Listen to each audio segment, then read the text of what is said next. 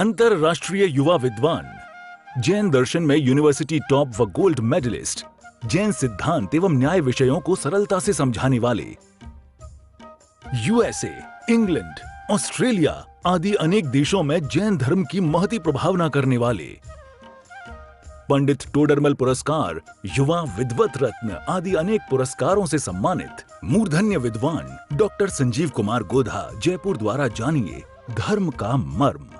इस कार्यक्रम के पुण्यार्जक हैं श्रीमती सुशीला सराफ, पुत्र पुत्रवधू सुनील मीना सराफ, संजय सुलेखा सराफ, पौत्री सुमी, सालवी, मुस्कान, सागर सीमेंट पाइप इंडस्ट्री सागर। तीन भुवन में सार वीतराग विज्ञानता, शिव स्वरूप शिवकार, नमः त्रियोग सवारी के, नमः त्रियोग सवारी के। इस भरत क्षेत्र और इस पंचम काल के महान समर्थ विद्वान दौलत राम जी द्वारा लिखित है 6 डाला नामक ग्रंथ है। छोटा समय सार गागर में सागर, एक एक छंद बहुत मार्मिक गहराई लिए हुए अंतर की गहराई में उतर जाएं, इतनी मार्मिक पंक्तियां हैं। संसार शरीर थी, इस जीव को विरक्ति हो जाए बस कैसे भी करके, वैराग्य हो जाए। संसार शरीर और भोगों के वास्तविक स्वरूप को जाने और वैराग्य न होवे ऐसा होता नहीं है। और ये वैराग्य नहीं हो रहा है तो इसका सीधा सीधा सा अर्थ है कि तूने जगत के स्वरूप को देखा नहीं है। जगत का स्वरूप क्षणभंगुर है, नाशवान है। पहली अनित्य भावना में कही बात 2-3 मिनट के अंदर हम पुरानी भावनाओं को वापस दोहरा रहे हैं। कितना क्रमिक विकास एक एक भावना में दिखाई देता है। आप जिन संयोगों को बनाए रखना चाहते हैं वो बने नहीं रहेंगे, क्योंकि अनित्यता उनके स्वरूप में शामिल है। उनका पर्याय स्वभाव यह बतलाता है कि वस्तु परिवर्तनशील है। नंबर 1 अनित्य। बचा लूंगा, नहीं बचा पाएगा, अशरण नहीं बचेगी, कोई बात नहीं, जब तक है तब तक सुख भोग लूंगा। बोले सुख नहीं है, संसार भावना। सुख भोगने के प्रयत्नों में कर्म बंधेंगे, बोलता है मिल बांट के भोग लूंगा। एकत्व भावना खड़ी हो गई, बोले मिल बांट करके भोगने का यहाँ कोई चांस नहीं है। ये साहब क्या बात कर रहे हो? कितनी चीजें ऐसी है जिनको हम मिल बांट करके भोगते हैं। किसी एक व्यक्ति का देहांत होता है, स्वर्गवास होता है, तो पूरे परिवार के ऊपर संकट नहीं आता है क्या? आप क्या बात कर रहे हो? सब मिल बांट करके तो भोग रहे हैं। ऐसे प्रश्न करते हैं लोग, ऐसी जिज्ञासा होती है लोगों के मन में, सब तो मिल बांट करके भोग रहे हैं, आप कैसी बात कर रहे हो? नहीं भाई, हर व्यक्ति अपने अपने उदय को भोगता है, हर व्यक्ति अपने अपने द्वारा किए गए कर्म को भोगता है। आप अकेला अवतरे मरे अकेला, शुभ अशुभ कर्म फल जेते भोगे जिए एक ही। अकेले अकेले ही भोगना होता है, एकत्व भावना के माध्यम से बतला दिया गया। फिर कहा साहब कोई बात नहीं, क्या बात कर रहे हो आप, नहीं देंगे साथ। मान लिया कि साथ नहीं देंगे, हैं तो अपने, हैं तो अपने। तो 5वीं भावना जिसकी कल हमने आपके बीच में चर्चा की थी, सुनो, जहां देह अपनी नहीं, क्या जल पैजियो जिए तन मेला, पे भिन्न भिन्न नहीं भेला। प्रकट है ये सारे के सारे, तू क्या बात कर रहा है? अपने हैं, शरीर ही अपना नहीं है। बोलो, इतनी बातें कल तक 5 भावनाओं के माध्यम से बतला दी गई थी।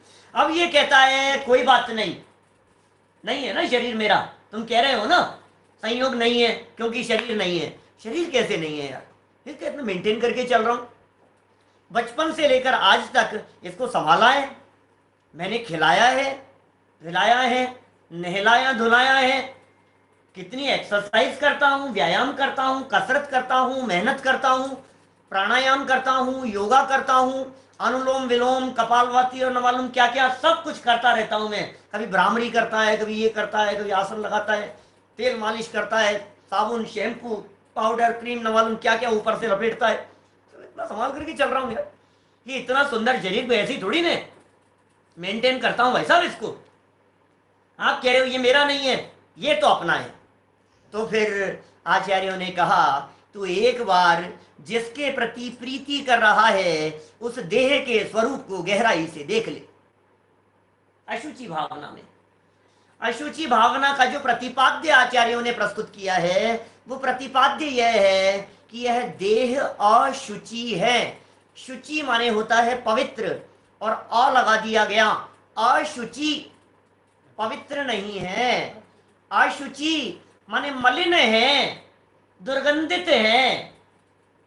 ये जो हमारा शरीर है ये दुर्गंधित शरीर है, ये मलिन शरीर है। इस शरीर के स्वरूप का चिंतन करे तो देह के प्रति अपनापन टूटे बिना न रहे। देह से अपनापन टूटेगा तो देहातीत भगवान आत्मा के प्रति अपनापन जुड़ेगा। देह के प्रति अपनापन तोड़ना और अपने में अपनापन लाना हो गया धर्म, बस। अब सारी दुनिया धर्म के नाम पर क्या क्या कर रही है मुझे नहीं मालूम, मैं निषेध भी नहीं करता हूं। आप खूब पूजन करो, खूब भक्ति करो, खूब आराधना करो, खूब पूजन प्रक्षाल करो, खूब स्वाध्याय करो, माला फेरो, जाप करो, तुम्हें जो करना है सो करो। लेकिन यदि शरीर को अपने आत्मा से भिन्न नहीं समझा, अपने आप को देह से भिन्न नहीं समझा, तो सारा किया धरा सब बराबर है। ये देह के प्रति अपनापन नवीन देह धारण का कारण बनता है। नया नया शरीर क्यों मिलता है, ये जन्म मरण क्यों होता है, वापस शरीर क्यों मिल गया, वापस संसार परिभ्रमण क्यों होता रहा। शरीर के प्रति अपनेपन की बुद्धि नया शरीर धारण करने का हेतु बन जाती है। कैसे तोड़ें साहब, शरीर के प्रति अपनापन कैसे तोड़ें? स्वरूप देख, क्या कह रहे हैं यहां, देह का स्वरूप बतला रहे हैं। गहराई से विचार करना इस देह के स्वरूप के बारे में। देखो जरा यहां बतलाते हैं, 5वीं ढाल है और छंद नंबर 8 है। 8 नंबर का छंद है। शब्द थोड़े से पुरानी भाषा के हैं, लेकिन उपयोग एकाग्र करके जब आप देखेंगे आपको समझ में आएगा कि इसकी वस्तु स्थिति क्या है। धीरे धीरे बोलना, सब मिलकर के बोल रहे हैं यहां हम।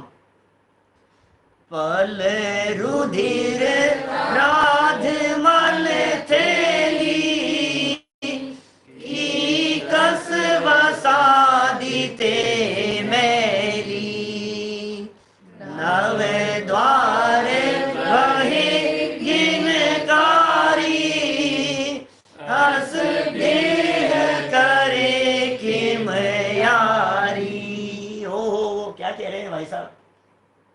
अस देह, ऐसी देह के प्रति करे किम यारी, तू क्या यारी करता है, तू क्या अपनापन करता है? कौन से देह के प्रति? अरे बहुत सुंदर दिखाई दे रहा हूं। अरे सुन, तेरी सुंदरता के स्वरूप को तो देख। इस सुंदरता को देखते देखते ही दिन ढल जाता है, देखते देखते ही चेहरा फीका पड़ जाता है, देखते देखते ही चेहरा काला पड़ जाता है, देखते देखते ही शरीर में झुर्रियां पड़ने लग जाती है, हाथ ऐसे हो जाते हैं वृद्धावस्था में, ऐसी ऐसी झुर्रियां दिखाई देती है। अपने शरीर को देख करके स्वयं ही घृणा करने लगता है। ये किस चीज से बना हुआ है? ये जो देह दिखाई दे रही है यह किस चीज की थैली है? भरा क्या है इस देह में? देखो, पल रुधिर, पल माने क्या होता है? पल माने है मांस। पल शब्द का अर्थ है मांस। ये शरीर, शरीर में क्या भरा है? मांस भरा है। रुधिर, खून भरा हुआ है। पल, रुधिर और राध, राध माने होता है मवाद, टीप, पीप, मवाद, ये भरी है शरीर में।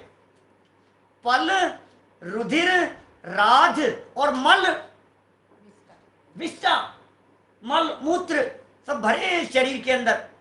इनकी थैली है ये शरीर।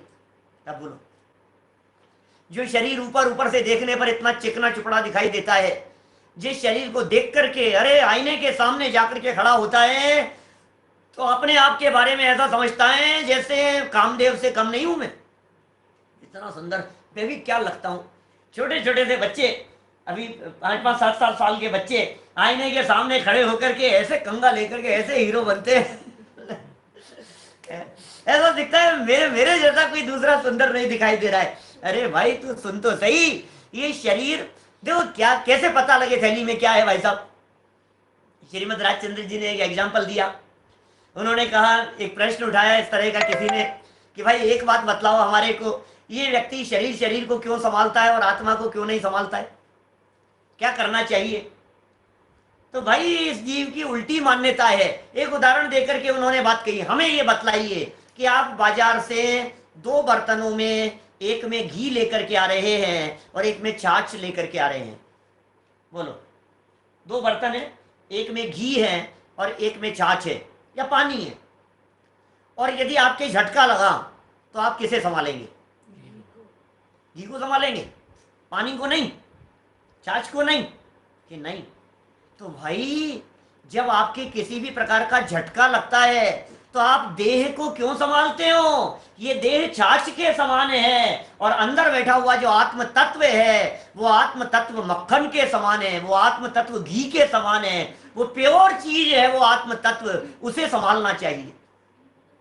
इसलिए जितने ज्ञानी धर्मात्मा पुरुष हैं वे ज्ञानी धर्मात्मा पुरुष देह भले ही बनी रहे, शरीर भले ही बना रहे, लेकिन शरीर के रहते हुए भी शरीर से भिन्न आत्म तत्व को देखते हैं।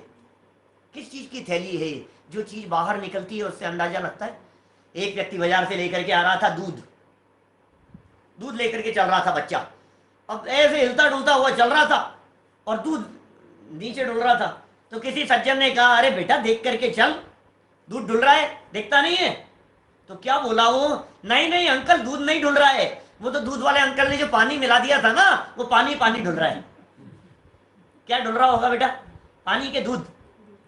बर्तन में जो चीज भरी होगी वही चीज डुलेगी। इसी तरह से कह रहे हैं, इस शरीर में से जो चीज डुलती हुई नजर आ रही है, जो चीज निकलती हुई नजर आ रही है, उससे अंदाजा लगाया जा सकता है कि अंदर क्या भरा हुआ है, देह में क्या भरा हुआ है। ये कह रहे हैं भाई साहब, पल, रुधिर और राध। पल शब्द का अर्थ क्या किया? मांस। रुधिर खून, पल रुधिर राध, राध माने पीप, मवाद, और मल इनकी थैली है भरी हुई, विष्टा की भरी हुई थैली है। कीकस वसादिते मैली, और कीकस क्या होता है? हड्डियां, और वसा माने है चर्बी। कीकस वसादिते मैली, और क्या? ये किसकी तो थैली है और किन चीजों से मैली है? और नवद्वार भये घिनकारी, ओहो घृणा करने वाले। नवद्वार बहते हुए दिखाई देते, 9 द्वार इस देह से बह रहे हैं। कान के मल, आंखों का मल, देखो कान के मल से ज्यादा खतरनाक है आंखों का मल। ऐसे नीचे उतरते जाओ इंद्रियों वाइज, तो कान का मैल निकालो तो उससे ज्यादा खतरनाक है आंखों का, और आंखों से ज्यादा दुर्गंधित है नाक का, और नाक से नीचे उतरो तो मुंह से निकले हुए की क्या हालत होगी। दादा ने बहुत सुंदर लाइनें लिखी, इस देह के संयोग में जो वस्तु पल भर आएगी, वह भी मलिन मल मूत्रमय दुर्गंधमय हो जाएगी। अरे कितना अपवित्र, कितना अशुचि यह देह दिखाई देता है, जिसके संयोग में पल भर के लिए भी कोई पर वस्तु आ जावे, मलिन हो जाती है, दुर्गंधित हो जाती है। शाम को क्रिकेट खेलते हो ना बेटा, और क्रिकेट खेल करके आने के बाद में बनियान उतारो, क्या उसे दोबारा पहन सकते हो? अभी पहन करके जाओ बाहर रोड पर, और घूम करके आने के बाद में उसे उतारो, उसे दोबारा नहीं पहन सकते हो। आधे घंटे बाद में दोबारा नहीं पहन सकते हो आप। बादाम का हलवा बनाओ, गुलाब जामुन बने हुए हो, रसगुल्ला हो, शानदार चीज हो जिसे देखते ही मन ललचाता हो, और उसे मुंह में रखा हो, क्या, और मुंह में रख दिया, और मुंह में रखते ही एकदम ध्यान आया, अभी नहीं यार बाद में फुर्सत में खाऊंगा, क्या आप उसे निकाल करके रख सकते हैं फ्रिज में दोबारा खाने के लिए? यार कैसी चुगली बातें करते हो आप लोग, थोड़ा अच्छा बोला करो। ये तो मैं बात कह रहा हूं, पल भर के लिए इस शरीर के संयोग में आ गई है वो वस्तु, पल भर के लिए। यदि आधे 1 घंटे बाद में पेट में जाकर के दोबारा वोमिटिंग होकर के निकले तो क्या हाल होगा, बतलाओ, किसने की ये दुर्दशा उसकी। और यदि 6-8 घंटे बाद में सुबह निकले तो कितनी खराब चीज है। दुनिया में जितने अपवित्र पदार्थ दिखाई देते हैं, दुनिया में जितने दुर्गंधित पदार्थ दिखाई देते हैं, दुनिया में जितनी मलिनता और अशुचिता, अपवित्रता दिखाई देती है, उन सब की जननी जनक यदि कोई है तो वो है ये शरीर।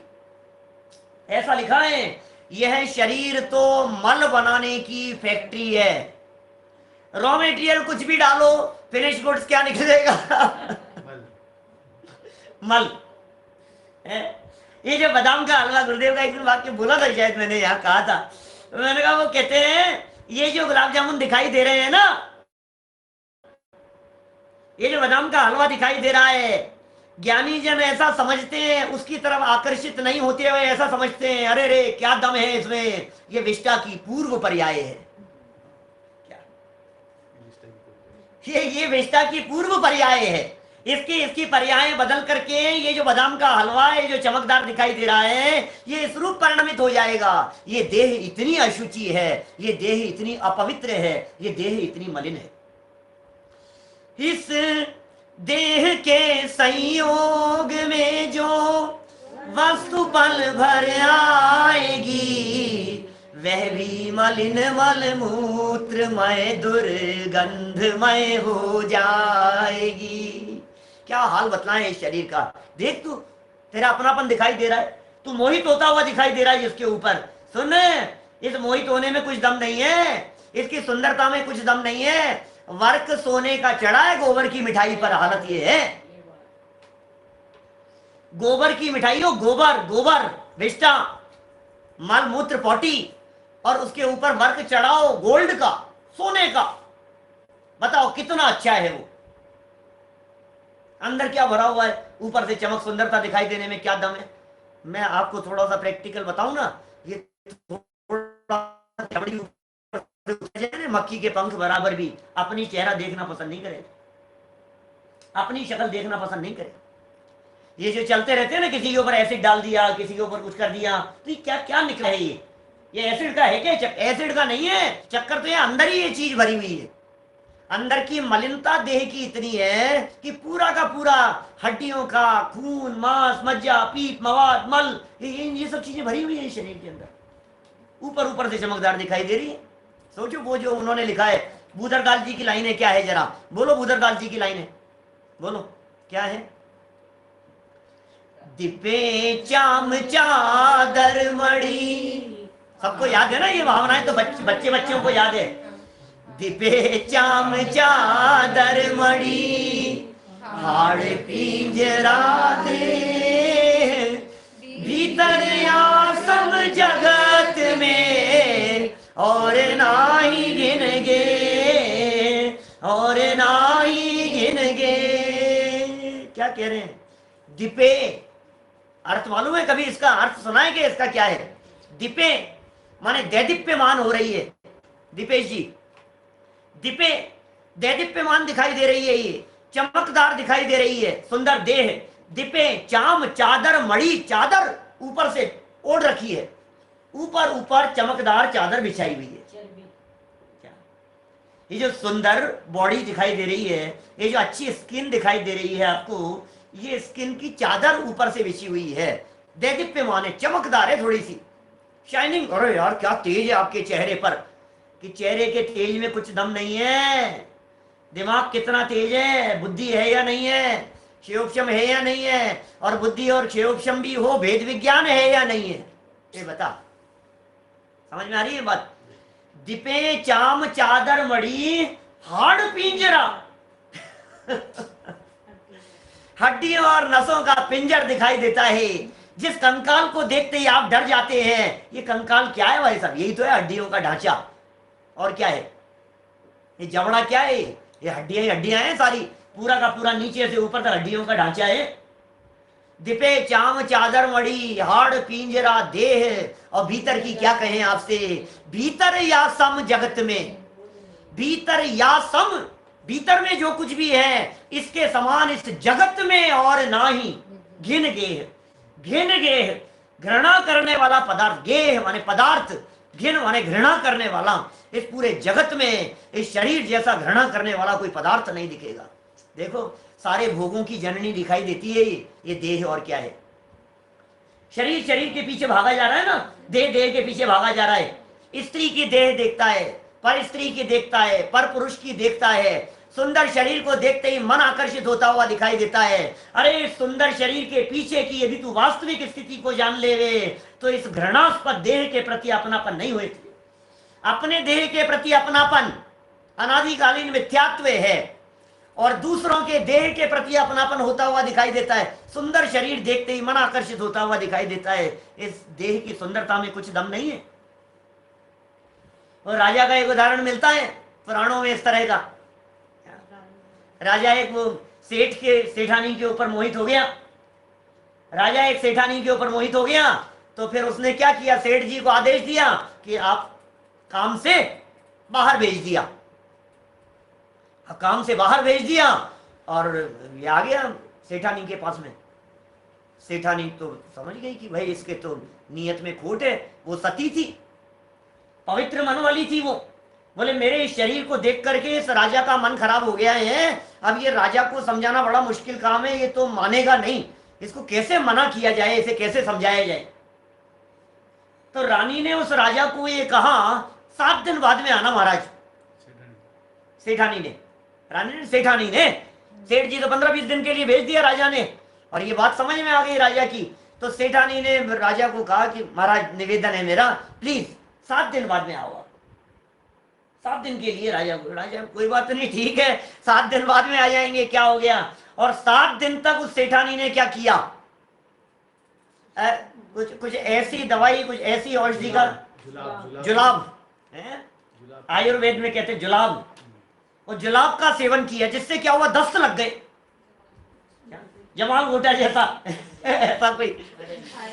और खाया पिया कुछ नहीं, और वही सेवन किया, सारा शरीर ऐसा 5-7 दिन के अंदर तो अरे ऐसा शिथिल हो गई, और सारा मल गंदगी सारी सब इकट्ठी कर दी, मटकी में इकट्ठी कर दी, मटकी में भर दी। देह का जितना भी निकलता गया ना मल, उन सबको इकट्ठा कर दिया मटकी में, और शरीर ऐसा हो गया 7 दिन के अंदर तो ऐसा हड्डियां निकल गई, ऐसी ऐसी धुली पतली हो गई। और 7 दिन बाद में महाराजा आए। जब राजा दरवाजे पर आया तो दरवाजे पर खड़ी हो गई, और राजा ने बाहर दरवाजे से पूछा उससे कि सेठानी जी कहाँ है। बोले मैं ही हूं सेठानी। बोले तुम सेठानी हो, तो बहुत सुंदर थी, 7 दिन में क्या हो गया। तो फिर सेठानी जी ने कहा कि भाई मेरी जितनी भी सुंदरता थी, ये सारी की सारी सुंदरता निकाल करके इस घड़े में भर दी। राजा ने घड़े के पास जाकर के देखा तो क्या दिखाई दिया, बोलो क्या दिखाई देगा, दुर्गंध, मल, गंदगी, अपवित्रता।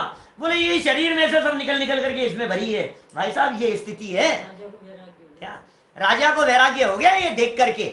आप जिस शरीर के ऊपर मोहित होते हुए दिखाई दे रहे हैं, आप जिस शरीर की सुंदरता के ऊपर आकर्षित होते हुए दिखाई दे रहे हैं, जिसके लिए आप अपने मनुष्य जीवन के दुर्लभ अमूल्य क्षणों को बर्बाद कर रहे हैं, आप जान रहे हैं इस देह की क्या हालत है और क्या हालत होने वाली है।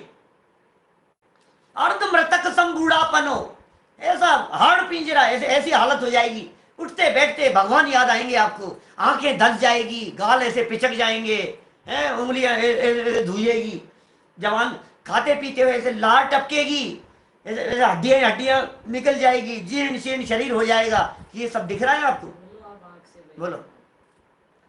जब आंख पे पड़ेगा जाला, ये वृद्धावस्था का स्वरूप है। वृद्धावस्था के स्वरूप के संदर्भ में 4 लाइनें।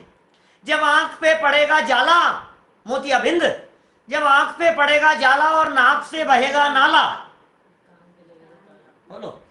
बुढ़ापे की दशा का चित्रण कर रहे हैं ये जीव। ये कहता है मैं बुढ़ापे में करूंगा धर्म, उस समय करूंगा धर्म। बुढ़ापे की स्थिति कैसी है, जब आंख पे पड़ेगा जाला और नाक से बहेगा नाला, लाठी से पड़ेगा पाला और कानों पर पड़ेगा ताला। क्या समझ में आ रही है बात, क्या क्या कह रही। आंख पे पड़ेगा जाला, नाक से बहेगा नाला, कानों पे पड़ेगा ताला और लाठी से पड़ेगा पाला, और 5 ही इंद्रियों का निकलेगा दीवाला। ऐसी दशा में क्या करेगा लाला, क्या तो क्या करेगा ऐसी दशा में लगता है ऐसी दशा में तब करूंगा नहीं, बुढ़ापे में करूंगा धर्म में, तो बुढ़ापे में करूंगा। और दिन रात मर पच रहा है किस देह के लिए, इस शरीर के लिए। दौड़े जा रहा है, भागे जा रहा है, सुबह से शाम तक लगा हुआ है, गधे गधे जैसे घिस रहा है इस शरीर के पीछे। सुबह मॉर्निंग वॉक से लेकर के खाना पीना, नहाना धोना, ब्रेकफास्ट, नाश्ता, हर चीज में यही है। और तुझे मालूम है इस देह के पीछे बर्बाद क्या हो रहा है? तेरे दुर्लभ क्षण बर्बाद हो रहे हैं मनुष्य जीवन के। जुगल जी बाबू जी की बारे भावना की पंक्तियां पढ़ो जरा, देव शास्त्र गुरु पूजन की है, देव शास्त्र गुरु पूजन की जयमाला की पंक्तियां हैं, केवल रवि किरणों से वाली पूजन में। बोलो जरा। जिसके श्रृंगारों में मेरा यह महंगा जीवन घुल जाता, अत्यंत अशुचि जड़ काया से इस चेतन का कैसा नाता हो। जिसके श्रृंगार कर रहा है, ओ श्रृंगार कर रहा है, सज धज करके आया है, सज रहा है, संवर रहा है, बाल बना रहा है और गोरे बालों को काला करने की कोशिश कर रहा है। बोलो क्या करें? सफेद बालों को काला करने की कोशिश कर रहा है और काली चमड़ी को सफेद करने के प्रयासों में लग रहा है। मुझे यही समझ में नहीं आता है कि काला रंग पसंद है कि गोरा पसंद है, बतलाओ। दांत सफेद पसंद है, बाल काले पसंद है, बाल काले पसंद है, चेहरा गोरा पसंद है, ज्यादा गोरा हो जाए तो ना पसंद है। अरे तेरी पसंद समझ में नहीं आती है, तू जैसा है उसे वैसा स्वीकार क्यों नहीं करता है? क्या ये शरीर मैं नहीं हूं?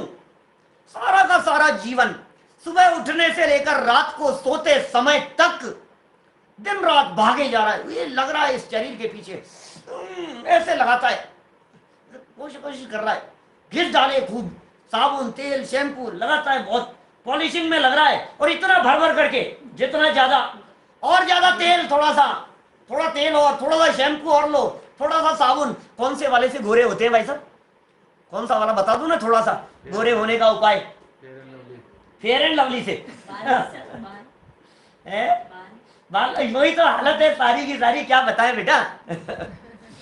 जिसके श्रृंगारों में मेरा, ये श्रृंगार में, खाने में, पीने में, नहाने धोने में, उठने बैठने में, एक्सरसाइज करने में, प्राणायाम करने में, कमाता किसके लिए है बता? ये तो बता किसके लिए कमा रहा है, किसके लिए भागे जा रहा है, किसकी संभाल के लिए हो रहा है ये सब कुछ? देह, बस देह। देह के प्रति यदि अपनापन टूट गया तो फिर सारा काम सब सही हो गया, समझ लो आप। जिसके श्रृंगारों में मेरा यह महंगा जीवन घुल जाता, घुल गया है, ये बर्बाद हो गया है, ये धुल गया है, बह गया है, घुल गया है। ये महंगा जीवन, ये जीवन बहुत महंगा है, ये जीवन बहुत दुर्लभ है। इस जीवन के एक एक क्षण इतने दुर्लभ है, इतने बहुमूल्य है, हम क्या कहें।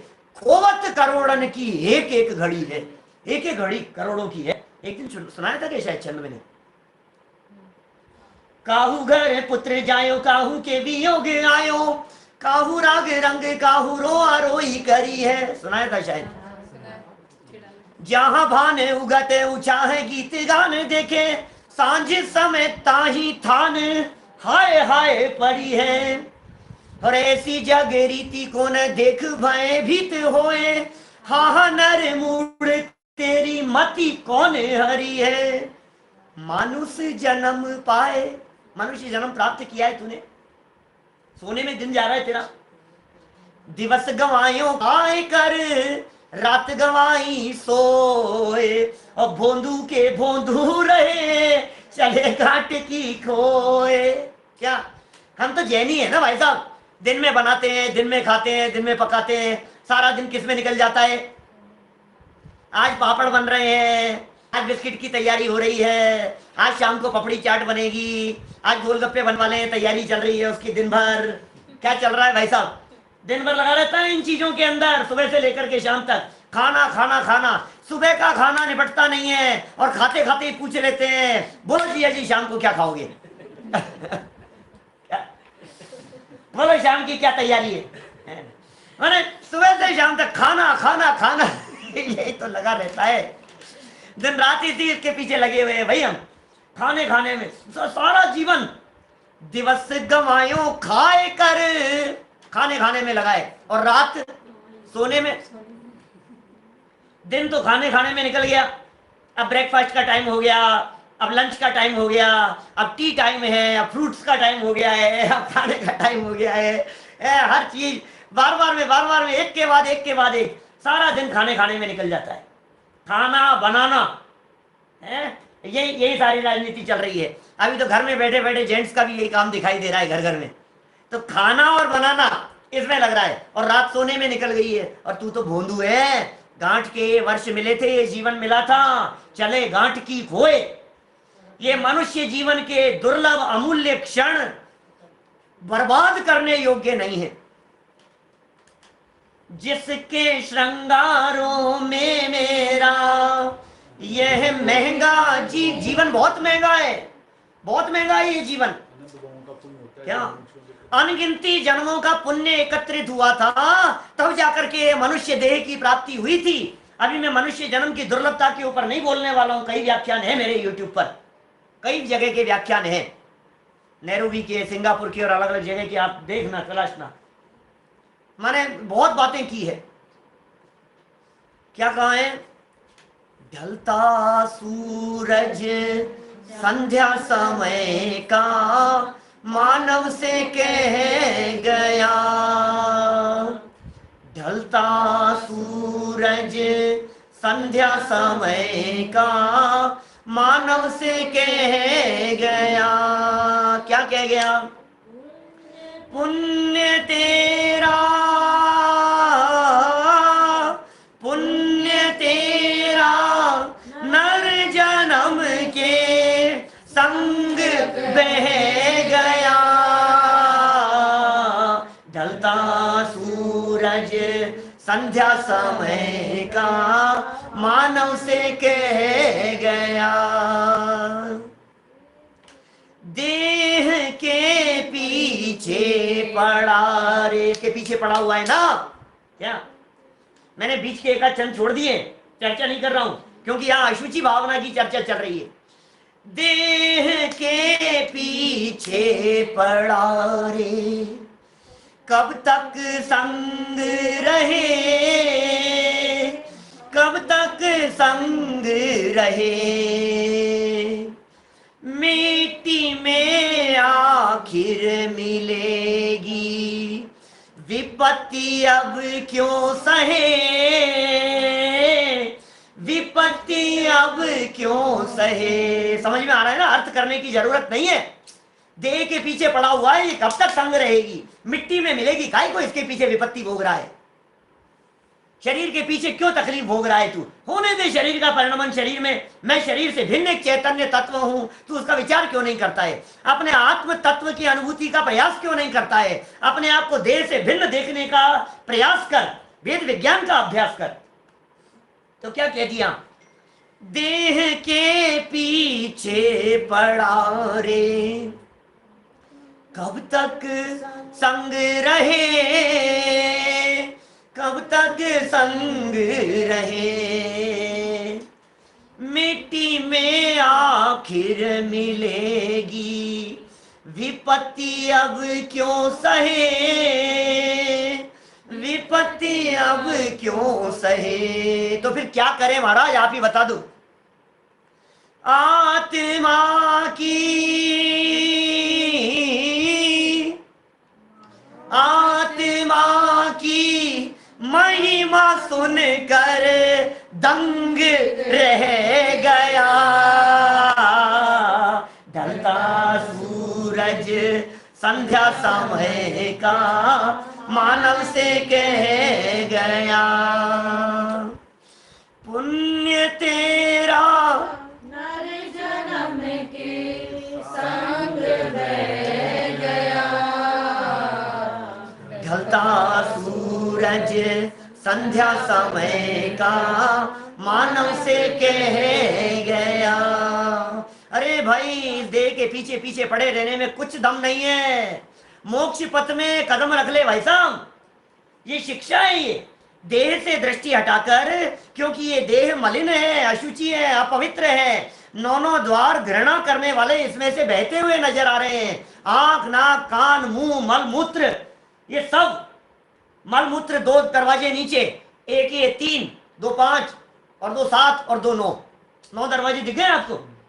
शरीर में 9 दरवाजे दिखाई दे रहे हैं, और 9 के 9 दरवाजे जितने हैं उन सारे दरवाजों में से अशुचिता और अपवित्रता ही बह रही है, गंदगी बह रही है। 2 कान, 2 आंखें, 4 हो गई, 2 नाक 6 हो गया, 1 मुंह 7, और 1 मल और मूत्र द्वार 9। इन 9 द्वारों से निरंतर क्या बहता हुआ नजर आ रहा है? क्या करें? उपाय बतलाओ, आप क्या करें? ये उपाय बतलाओ। सुने, देह की अशुचिता और अपवित्रता को देख करके रंच मात्र भी उदासीन होने की जरूरत नहीं है, क्योंकि जितनी अशुचिता और अपवित्रता की चर्चा की गई है यह मेरी नहीं है। खेल खत्म।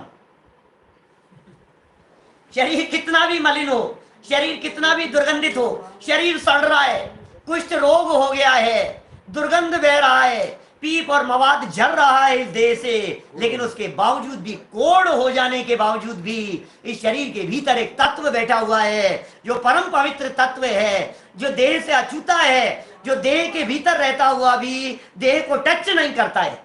एक ऐसा तत्व, अछूता रहने वाला तत्व है वो अपना आत्म तत्व, उसकी तरफ दृष्टि दे।